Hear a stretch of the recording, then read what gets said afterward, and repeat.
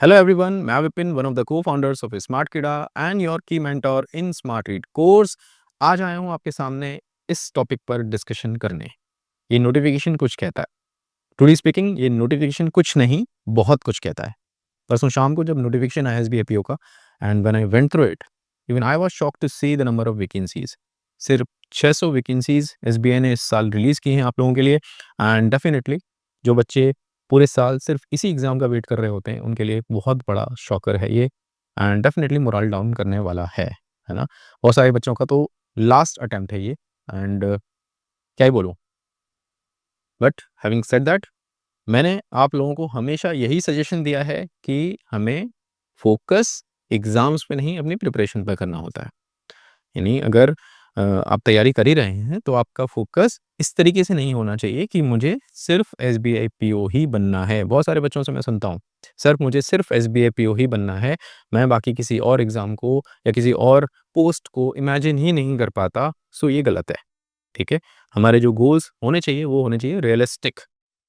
और realistic goal setting क्या होती है कि मुझे 1 साल या 2 साल के अंदर बैंक या इंश्योरेंस एग्ज़ाम्स के थ्रू एक डिसेंट जॉब लेनी है।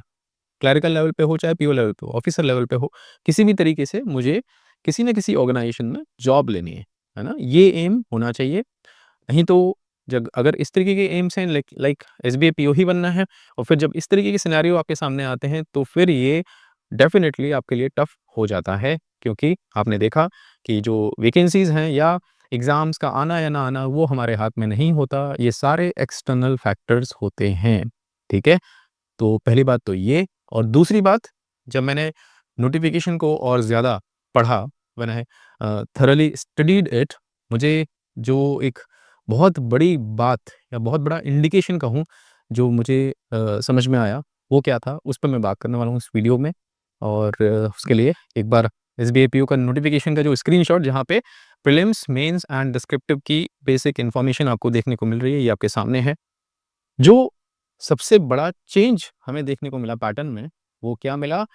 सबको पहले से ही अवेयरनेस है इस बारे में। वो देखने को मिला हमें इंग्लिश लैंग्वेज के सेक्शन में। प्रीलिम्स एग्ज़ाम में जहाँ पहले 30 मार्क्स की वेटेज हुआ करती थी, अब वो दिख रही है हमें 40 मार्क्स की। 10 मार्क्स का सीधा-सीधा इंक्रीमेंट हमें यहाँ पे देखने को मिल रहा है। किस सेक्शन में? इंग्लिश लैंग्वेज के सेक्शन में।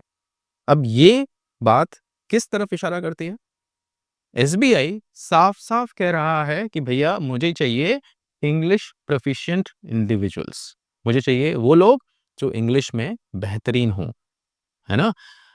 अगर आपको अवेयरनेस हो, तो जैसे आर्मी में जब ऑफिसर लेवल के एग्ज़ाम्स होते हैं, लाइक सीडीएस जो होता है, उसके थ्रू आप आर्मी में ऑफिसर रैंक पे जाते हैं। पहले आपकी ट्रेनिंग होती है, फिर आपको ऑफिसर रैंक रैंक मिलती है, लेफ्टिनेंट से स्टार्ट होती है। अब वहाँ पे जिसके पास एनसीसी सी सर्टिफिकेट होता है, कॉलेज के टाइम पे एनसीसी किया हो, सी सर्टिफिकेट अगर आपके पास है, तो आपकी डायरेक्ट एंट्री होती है एसएसबी में, जो इंटरव्यू होता है सिलेक्शन के लिए। तो वहाँ सी सर्टिफिकेट वालों को प्रायोरिटी मिलती है कि भाई आपके पास सर्टिफिकेट है, आपको एग्ज़ाम नहीं देना, कोई रिटन एग्ज़ाम नहीं देना, सीधे आइए इंटरव्यू में। यहाँ पे क्या हो रहा है? सिमिलरली इंग्लिश अच्छी है, तो सीधे आ जाइए किसमें? फेज़ 2 में। केवल इंग्लिश नहीं, हाँ, क्वांट और रीज़निंग भी आपकी ठीक-ठाक होगी, तभी आपको वहाँ पे एक तरीके से आप डिसेंट मार्क्स अचीव करेंगे, ओवरऑल कट ऑफ निकालेंगे, और तब आप बढ़ेंगे आगे। बैलेंस तो है, पर प्रायोरिटी किसको है? प्रायोरिटी है इंग्लिश लैंग्वेज पे जिसकी कमांड है, उन लोगों को, ठीक है? अब उसके पीछे का रीज़न क्या है?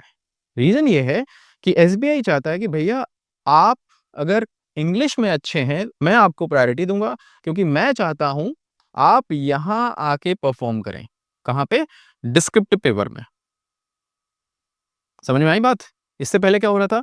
35-35 क्वांट एंड रीज़निंग की वेटेज, तो जो वहाँ अच्छा कर रहे थे, वो आगे नेक्स्ट लेवल पे लेके जा रहे थे अपने आप को। अब जब क्वांट और रीज़निंग में जो अच्छा है और इंग्लिश में इतना अच्छा नहीं है, वो जब आके डिस्क्रिप्टिव डिस्क्रिप्टिव पेपर लिखता है, तो उसकी क्योंकि कमांड नहीं है इंग्लिश पे, तो वो नहीं लिख पाता अच्छा। तो डेफ़िनिटली एसबीआई को जो डिज़ायर्ड कैंडिडेट्स हैं, एसबीआई के पॉइंट ऑफ व्यू से, वो नहीं मिल रहे थे। पॉइंट समझ में आ रहा है? जब ऐसा हो रहा था, तब एसबीआई ने क्या कर दिया, सीधा-सीधा एक यहाँ पे वीआईपी गेट पास दे दिया इंग्लिश प्रोफिशिएंट इंडिविजुअल्स को, कि आपको मैं पहले बुलाना चाहता हूँ, आप आएँ और यहाँ पे अच्छा करें। यहाँ पे अच्छा क्यों करें, इस पे मैं बात करूँगा आगे। और यहाँ पे भी आप देखें पैटर्न पूरा चेंज है। ईमेल्स, रिपोर्ट्स, सिचुएशन एनालिसिस, बड़ा अच्छा कॉन्सेप्ट है। प्रेसी राइटिंग, बदल गया ना सब कुछ। पहले क्या होता था, लेटर राइटिंग, ऐसे राइटिंग, लेटर राइटिंग, ऐसे राइटिंग। पैटर्न्स हमें मिले हुए हैं, सब जगह से अवेलेबल है। एसेज के फॉर्मेट हमें अवेलेबल हैं, गए, लिख दिया। अगर कंटेंट अच्छा नहीं है फिर भी फॉर्मेट मेंटेन कर लिया, मार्क्स आ गए। ठीक, हम आगे निकल गए। ठीक है, पर अब इस बार एसबीआई ने क्या किया, यहाँ पे चीज़ें बदल दी हैं एंड आई एम श्योर कि ये भी अब आसान नहीं होने वाला। मैं आपको डरा नहीं रहा हूँ, मैं रियलिस्टिक सिनेरियो बता रहा हूँ। मेरा कोई यहाँ पे मकसद ये नहीं है कि मैं आपको डरा दूँ। ठीक है, मैं बात कर रहा हूँ कि एसबीआई अपने पॉइंट ऑफ व्यू से क्या सोच रहा है, क्योंकि हमें हमेशा, मैंने अभी थोड़ी देर पहले बोला, हमें रियलिस्टिक होना चाहिए। ठीक है, ऐसे हवाबाजी नहीं करनी है कि नहीं ये आसान है, आसान है, सब आसान है। सब आसान है तो ये होना भी नहीं चाहिए था। ठीक है, अगर सब आसान ही है तो ये होना भी नहीं चाहिए था, जो चेंजेस आपको देखने को मिल रहे हैं। अब अगर मैं मेंस की बात करूं तो मेंस में आप देखें 40 क्वेश्चंस, 60 मार्क्स की वेटेज, 30 क्वेश्चन, 60 मार्क्स की वेटेज। क्वांट एंड रीजनिंग की बात कर रहा हूं। रीजनिंग में हमें क्रिटिकल रीजनिंग देखने को मिलेगी एंड आई बिलीव कि इस बार उसमें भी हमें थोड़े बेहतरीन क्वेश्चंस देखने को मिल सकते हैं, यानी लेवल वहां पे बढ़ सकता है एंड पजल्स भी डेफिनेटली अच्छे आने वाले हैं। क्वांट की अगर आप बात करें, देखिए 5 क्वेश्चंस इन्होंने कम किए हैं और मार्क्स उतने ही हैं, यानी यहाँ अब कुछ भी इजी देखने को नहीं मिलने वाला। क्लियर इंडिकेशन है कि आपको अच्छे सेट्स मिलेंगे डीआई के स्लेट्स के, आपको अच्छे क्वेश्चंस मिलेंगे अर्थमेटिक के, और आपको उनको टैकल करना ही पड़ेगा अगर आपको यहाँ पे परफॉर्म करना है। और आप तभी कर पाएंगे जब आपकी इन डेप्थ अंडरस्टैंडिंग हो इन दोनों सब्जेक्ट्स पे, यानी काम चलाने वाली चीजें नहीं हो पाएंगी अब। अ, सारे सेक्शंस की इंडिविजुअल कट ऑफ है। ठीक है, तीसरा, जनरल अवेयरनेस वाले सेक्शन में 10 क्वेश्चंस बढ़ा दिए। यानी पहले ये हुआ करता था कि जो हम देखते थे, कभी-कभी करंट अफेयर्स ज़्यादा आ रहा है, कभी-कभी जनरल अवेयरनेस जिसमें बैंकिंग होती थी, उनके कुछ क्वेश्चंस आ रहे हैं। अब क्या है, आपको बैंकिंग अवेयरनेस यानी जो स्टैटिक बैंकिंग होती है ना, वो भी काफ़ी कुछ देखने को उसमें से मिल सकता है। तो इसके लिए भी, और आपको पता ही है क्वेश्चंस के पैटर्न चेंज हो चुके हैं, अब स्टेटमेंट बेस्ड क्वेश्चंस आते हैं, तो इसके लिए भी अब आप तैयारी हल्के में नहीं ले सकते। अगेन यहाँ पे भी आपको अपनी अवेयरनेस का लेवल बढ़ाना पड़ेगा। जो होता है ना कि 10 दिन में पढ़ लिया, 10 दिन में 3 महीने का पढ़ लो, 20 दिन में पूरे 6 महीने का कवर कर लो, अब वो नहीं होगा। आपको रेगुलरली जनरल अवेयरनेस के, करंट अफेयर्स के टच में रहना पड़ेगा, अगर आपको एसबीआई पीओ क्रैक करना है तो। ठीक है? इंग्लिश लैंग्वेज ऊपर वेटेज बढ़ाई, यहाँ पे वेटेज कम कर दी। क्वेश्चन 40 हैं लेकिन मार्क्स 20 हैं, तो डेफिनिटली एसबीआई ये कहना चाहता है कि भैया मेरे को आपकी स्पीड यहाँ पे चेक नहीं करनी, मैं वहाँ पे वो चेक कर चुका हूँ। मुझे आपका यहाँ पे कॉम्प्रिहेंशन चेक करना है। तो यानी यहाँ पे हमें बेहतरीन लेवल के passages, central idea based, summary based और टोन बेस्ड क्वेश्चंस, नए लेवल के क्वेश्चंस हमें यहाँ पे देखने को डेफिनिटली मिलने वाले हैं। ठीक है? क्योंकि जो उसको चाहिए था, जिस चीज़ के लिए चाहिए था, वो वहाँ से उसने अपना पर्पस सर्व कर लिया। उसको चाहिए थे वो लोग जो इंग्लिश में यहाँ पे आके बेटर करें, और यहाँ पे आप देखें 50 मार्क्स की वेटेज है डिस्क्रिप्टिव की। बहुत सारे बच्चों से मैंने सुना, सर इंग्लिश तो बहुत हल्का कर दिया, हाँ? इंग्लिश की वेटेज ही खत्म कर दी मेंस में। कुछ खत्म नहीं किया है। आप देखें कि इंग्लिश की ओवरऑल वेटेज सबसे ज़्यादा ही है। 40 मार्क्स, 20 मार्क्स, 50 मार्क्स, 110 मार्क्स की वेटेज। आप डिस्क्रिप्टिव को हल्का ना लें, क्योंकि मैं इस बात के लिए ऑलमोस्ट श्योर हूँ कि यहाँ जो अच्छा करेगा उसके चांसेस बढ़ेंगे, और जो अच्छा नहीं करेगा उसके चांसेस नीचे जाएँगे। ठीक है? अब बात करते हैं कि ये जो ओवरऑल सिनेरियो में जो चेंजेस हुए, एक्चुअली एसबीआई को कौन से लोग चाहिए? Whom does SBI seem to take in, है ना? तो जो मैंने अभी थोड़ी देर पहले बोला, उनको चाहिए इंग्लिश प्रोफिशिएंट इंडिविजुअल्स, जिनकी इंग्लिश अच्छी हो हर एक लेवल पर। उनको चाहिए गुड कम्युनिकेटर्स। जब आप लिखते हैं, उसमें आपकी इंग्लिश कम्युनिकेशन, जो आप बोलते हैं, वहाँ पे भी आपकी इंग्लिश कम्युनिकेशन। यहाँ पे बात खत्म नहीं हुई थी डिस्क्रिप्टिव पे। इसके बाद इंटरव्यू भी होता है। अब बहुत सारे बच्चे बोलते हैं सर हिंदी में भी होता है इंटरव्यू। मैं उनको ये बात बोलना चाहूँगा कि बच्चा पार्टी, आप सीधा-सीधा ये समझें, मैं नहीं बोल रहा, एसबीआई बोल रहा है कि हर जगह इंग्लिश की वेटेज उसने बढ़ा के रखी हुई है। इंग्लिश को वो इंडिकेट कर रहा है कि मैं इंग्लिश को इम्पोर्टेंस दे रहा हूँ, और आप ये बोलें कि नहीं, हिंदी में इंटरव्यू दे दूँगा मैं। दे लो इंटरव्यू हिंदी में। पर अगर आपको इंग्लिश आती है तो ये एडवांटेज है भैया, समझो बात को। क्योंकि एसबीआई खुद बोल रहा है ये बात कि उसको इंग्लिश प्रोफिशिएंट लोग चाहिए और कम्युनिकेटर्स भी चाहिए। अब देखिए ना, डिस्क्रिप्टिव में पैटर्न चेंज हुआ है, वो कम्युनिकेशन स्किल साफ-साफ लिखा हुआ है यहाँ पे। कम्युनिकेशन स्किल्स साफ-साफ लिखा हुआ है यहाँ पे। यहाँ कुछ भी हवाबाजी नहीं हो रही है। जो एसबीआई कह रहा है मैं उसी पे बात कर रहा हूँ। तो मैं बात कर रहा हूँ कि मैं केवल राइटिंग कम्युनिकेशन की बात नहीं है ना, रिटन कम्युनिकेशन की बात नहीं कर रहा हूँ, मैं बात कर रहा हूँ कि वर्बल ओरल कम्युनिकेशन की भी, वहाँ पे भी आपको अच्छा होना पड़ेगा और एसबीआई चाहता है कि वो ऐसे इंडिविजुअल्स को ले। तीसरा analytical brains, quant, reasoning and critical reasoning, इन सब को अगर हम मिला लें तो ये सारे सेक्शंस चेक करते हैं कि आप कितने अच्छे ढंग से एनालाइज कर पाते हैं चीज़ों को, सिचुएशन को, और उसके बेसिस पे आप यहाँ से जो एसबीआई चूज़ करना चाहता है, वो चूज़ करना चाहता है एनालिटिकल ब्रेन्स को। यहाँ पे भी देख लो ना, सिचुएशन एनालिसिस। एक सिचुएशन दी आपको और आपसे पूछा, आप बताइए कि आपका सॉल्यूशन क्या है इस पे? हुँ? बैंक में लंच आवर्स होते हैं। अभी मैंने ये क्वेश्चन इंटरव्यू प्रिपरेशन के दौरान एक बच्ची से पूछा था। बैंक में लंच आवर्स होते हैं, आप मान लीजिए एसबीआई में मैनेजर हैं और आपकी बैंक में लंच आवर्स में बहुत भीड़ है। आप देख रहे हैं एल्डरली लोग वहाँ पे खड़े हुए हैं लाइन में और एकदम से लंच हो जाता है स्टार्ट और वो लोग खड़े हुए हैं लाइन में।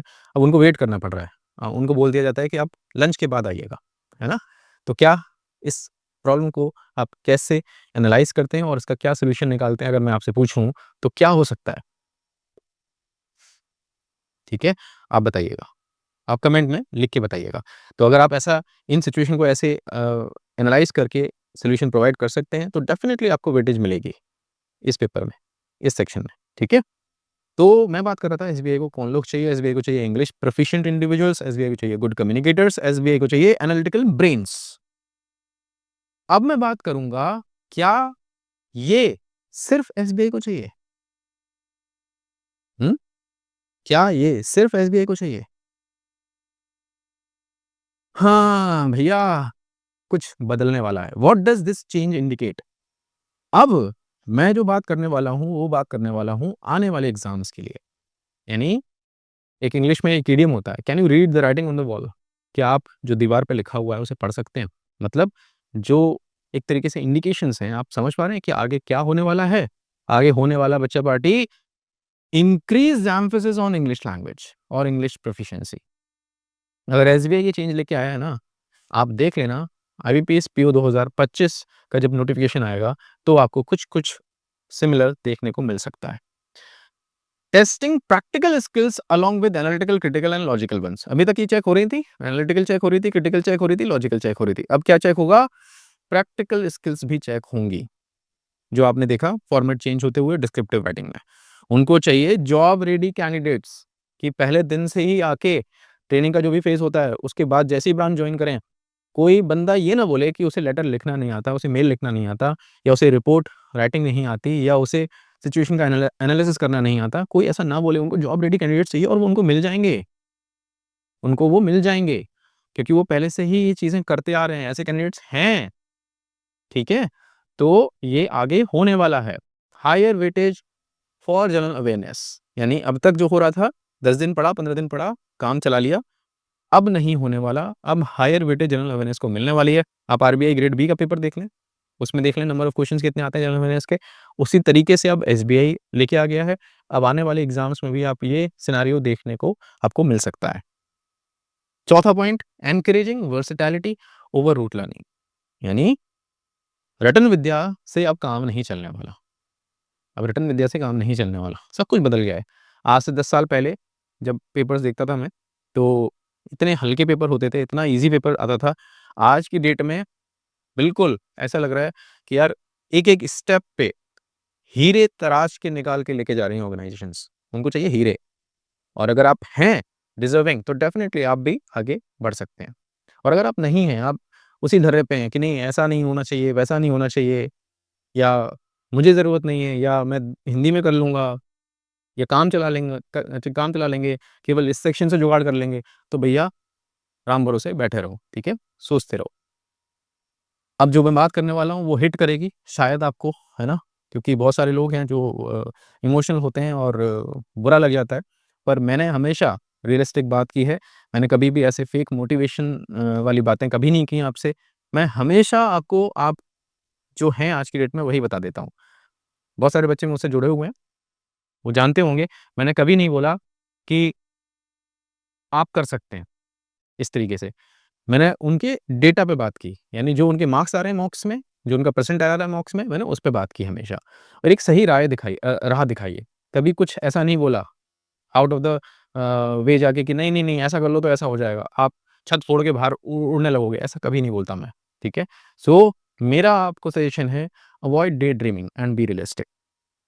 सपने दो देखना इस तरीके से, जो अनरियलिस्टिक होते हैं उसे छोड़ दीजिए और रियलिज़्म पे बेस्ड डिसीजन लीजिए। अगर आज की डेट में आप PO pre, SBA PO pre mock लगाते हैं, अगर आप 99 परसेंटाइल हिट कर रहे हैं ऑलरेडी डिफरेंट प्लेटफ़ॉर्म्स पे, आप डेफिनिटली फॉर्म भरिए। अगर आप मेंस लगाते हैं जनरल अवेयरनेस का सेक्शन छोड़ के और अगर आप 95 के आसपास या 90 के ऊपर भी परसेंटाइल हिट कर रहे हैं, परसेंटाइल बोल रहा हूँ, मार्क्स नहीं बोल रहा, परसेंटाइल हिट कर रहे हैं, तो आप फॉर्म भरिए या आप सोचिए कि आप इन 600 में से एक हो सकते हैं, ठीक है? अगर आप अपना इंट्रोडक्शन, अपने आसपास की चीज़ों के बारे में आप प्रॉपर सेंटेंसेस फ्रेम कर सकते हैं without any grammatical error, without any absurdity, तब आप आगे बढ़ सकते हैं, ठीक है? आप फॉर्म भर सकते हैं, इस एग्ज़ाम को टारगेट कर सकते हैं, एसबीआई पीओ 2024। और अगर नहीं, तो फिर काम करना स्टार्ट करिए इन पर और ये टाइम लेते हैं, ये सारी चीज़ें। ये कुछ भी ऐसा नहीं है कि ये मतलब आप ओवरनाइट आप इन पे कमांड ले आएँगे। आप देखिए वैकेंसीज़ कितनी कम है। अगर यही वैकेंसीज़ 10,000 होती हैं, 5,000 होती हैं, तब एक बनता है कि हाँ, चलो ठीक है, कुछ करके हम भी वहाँ तक पहुँच सकते हैं। पर वैकेंसीज़ ही कम है।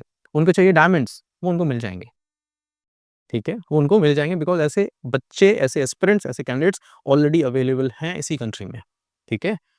Focus on in depth understanding of each subject. Her subject पे आपको बराबर कमांड लेके आनी है, बराबर आपकी अंडरस्टैंडिंग होनी चाहिए। कुछ भी जुगाड़ू अप्रोच मत रखिए कि उससे काम चला लूँगा मैं या मेरे को ये नहीं आता तो क्या मैं उससे आगे बढ़ जाऊँ? ना, एसबीआई को पता है कि उसने कहाँ-कहाँ चेक्स लगाए हैं। उनको वही बच्चे मिलेंगे जो ओवरऑल सारे सब्जेक्ट्स पे अच्छा कर रहे होंगे, उनको वो मिल जाएँगे। तो अगर आप अपने हिसाब से चलते रहें कि नहीं, मेरे को तो नहीं आता तो नहीं कर पाऊँगा, तो ठीक है फिर ये this is not meant for you, truly speaking, ठीक है? बुरा लगे चाहे अच्छा लगे, आपकी चॉइस है। Third thing, start developing writing as well as communication skills from day 1। आप चाहे ये एग्ज़ाम दे रहे हों, चाहे 2025 के लिए अभी से प्रिपेयर करना स्टार्ट करें, मैं आपको एक बात फिर बोल दूँ, स्मार्ट रीड जब कोर्स लॉन्च किया था जुलाई में, पहले वीडियो से मैंने बोला है, हर बार उस वीडियो में हर वीडियो में मैंने लास्ट में बोला है कि जो वर्ड्स मैं दे रहा हूँ, उन पे सेंटेंसेस फ्रेम करिए अपने खुद के और आप नहीं करेंगे तो ये आपका लॉस है। मैं हर वीडियो में ये लास्ट में बोल रहा हूँ। अब देखें अब ये राइटिंग स्किल्स कितनी ज़रूरी होने वाली हैं, कम्युनिकेशन स्किल्स कितनी ज़रूरी होने वाली है। ये दोनों आपको आज से ही स्टार्ट करनी है, अगर आपको आगे के लिए तैयार होना है। जिनकी पहले से अच्छी हैं, डेफ़िनिटली वो इस फॉर्म को भर सकते हैं, जो मैंने अभी थोड़ी देर पहले बोला। लेकिन अगर नहीं है अच्छी, तो ये इंडिकेशन समझिए कि आगे सिनेरियो क्या होने वाला है और उसके हिसाब से अपने आप को आपको डेवलप करना है अपनी स्किल्स को। ना सिर्फ राइटिंग स्किल्स बल्कि कम्युनिकेशन स्किल्स पे भी काम करना स्टार्ट करना पड़ेगा। कुएँ का मेंढक बन के नहीं रहना, नहीं तो बात नहीं बनेगी। समझ में आ रही है बात? बिलीव यू मी और नॉट, चीज़ें ऐसे नहीं बनेंगी। So that's it guys. अब खत्म करूँगा इसी वीडियो को यहाँ पर एंड मैं कहना चाहूँगा आप सबसे वापस से कि रियलिस्टिक होकर चीज़ों को सोचिए, उसके हिसाब से अपनी प्रिपरेशन को डायरेक्शन दीजिए और सही मैनर में हर एस्पेक्ट पे तैयारी करिए, ठीक है? मैं आपके साथ हूँ, मैं अवेलेबल हूँ टेलीग्राम पे, अगर किसी को कुछ भी सजेशन चाहिए, कुछ भी डिस्कशन करना है, I am available on Telegram, my user name is team_sk1, team_sk numeric 1। कुछ भी बात करनी हो, I am available on Telegram, drop me a message and will talk, will discuss everything. So that's it. मैं मिलता हूँ आपसे एक नए वीडियो में कुछ नए आइडियाज़ पे डिस्कस करते हुए। Thank you very much, all the best, take care, bye bye.